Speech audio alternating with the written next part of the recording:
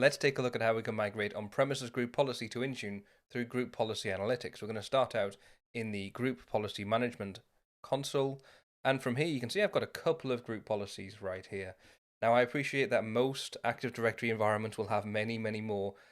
I don't, which is great for me. The first thing to point out is that you should not just try and select all and try to import all of these. It might technically work, but you'll have fully missed the point if you try and do that. It'll all become clear in just a few minutes when I try and import mine. It's just a case of grabbing these objects and saving them as a report. I'll show you. These are the two that I want to import. We have do not store landman hash and prohibit access to control panel and PC settings. So grab this first one, save the report. You need to save it as an XML. Save that one. And then this one. Right click, save report, save it as an XML. Okay, we're good to go. Now, once you've got those saved as XML, simply a case of getting over to your Endpoint Manager Admin Center, Intune portal, whatever we're calling it, I keep forgetting. We're going to go there and take a look at what options we get. From here, just expand that tree and we have devices. We'll scroll down in this list to Group Policy Analytics. This feature is in preview, but it's fully supported for now. There's simply no SLA on when things will get fixed if something doesn't work. So from here, we're going to choose import and then select these, and we're going to grab this file that I've saved. There they are. And grab these two. You can import them both at the same time.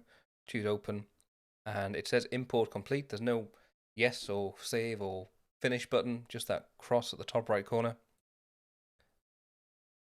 Now that that's done, we're just going to minimize this navigation on the left and this navigation on the left so we get a bit more screen real estate for this talk. So we have this one here, the computer do not store landman hash. That's the name I gave this group policy when I created it in my local on-premises AD.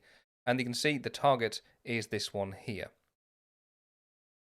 We have another column, which is MDM support. There is 100% MDM support on this. Now, because there was only one setting in this policy, it would either be 100% or 0%, but let's just take a look at what happened when we click into this one and just choose on that support button here.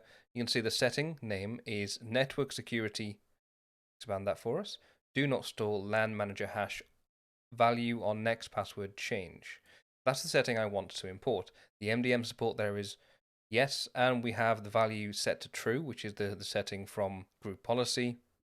The minimum operating system version that's supported is 18.362, which is a version of Windows 10. And then we also get the CSP mapping. This CSP mapping is quite important. If I scroll along, you can see this is exactly the right setting that we need to set in order for this to apply, because that's how group policies are mapped within Intune. Now, it will be very simple to click this and choose Migrate. Find the setting that I want, choose Next, and then we would work through this tree where we create a profile for it, we'd set scope tags if we want to, and then deploy the assignment. However, there's one important thing to mention, and this is where I say don't just try and import everything, because we need to not just import everything, we're analyzing these settings. Let's actually see if there's a better way to get this particular setting into Intune, and I think there is. So if we look at the name of this, it's called do not store LAN manager hash value on next password change. I'm just going to grab LAN manager there and put that in my clipboard, and what I want to do now is abort all of this, go straight over to devices, open this up, not devices, I'm going to go to home, open this tree up and choose endpoint security. And then we have a security baseline. Now, some of you may be using security baselines in your own environment. The point is that if you are, you need to be aware of this. So we're going to go with security baseline for Windows 10 and later. And I'm going to create a profile. Now, this profile is just going to be an example profile because that's actually, you might already have one. But for my environment, I don't, and I just need to create one just to show you what settings are available in this. Now, as you can see, a lot of these settings within the baseline are set true by default. So if we look at audit, for example, you can see we've got these things as they're set the way Microsoft suggests they should be. So what I'm going to do is search for LAN manager in this list, and we have browser, and where's the word LAN? Actually can't see why LAN manager has picked up stuff from the browser, so we'll abort that. But this one here, we have local policies security options.